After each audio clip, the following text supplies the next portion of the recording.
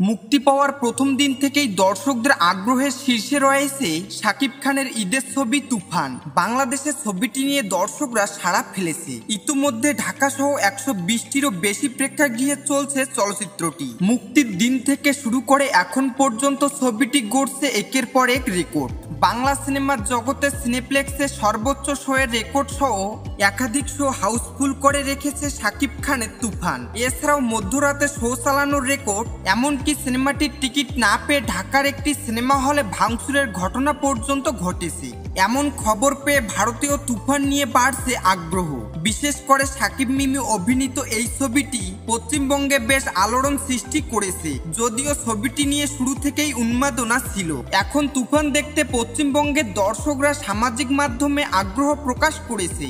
তাই নির্মাতারা দ্রুতই ছবিটি কলকাতার প্রেক্ষাগৃহে চালানোর পরিকল্পনা করছে বলে শোনা যাচ্ছে। গণমাধ্যমের খবর অনুযায়ী তুফান ভারতের প্রেক্ষাগৃহে আগামী 28 জুন মুক্তি পেতে পারে। তবে এ প্রসঙ্গে এখনো প্রযোজনা সংস্থার তরফে কোনো স্পষ্ট ঘোষণা আসেনি। এর আগে ভারতে মুক্তি পেয়েছিল হাওয়া ও সুড়ঙ্গ সিনেমাগুলো, সেখানে বেশ সাড়া ফেললেও বক্স অফিসে তেমন সাড়া ফেলতে পারেনি। সেক্ষেত্রে তুফান যদি পশ্চিমবঙ্গে দর্শক টানতে সক্ষম হয়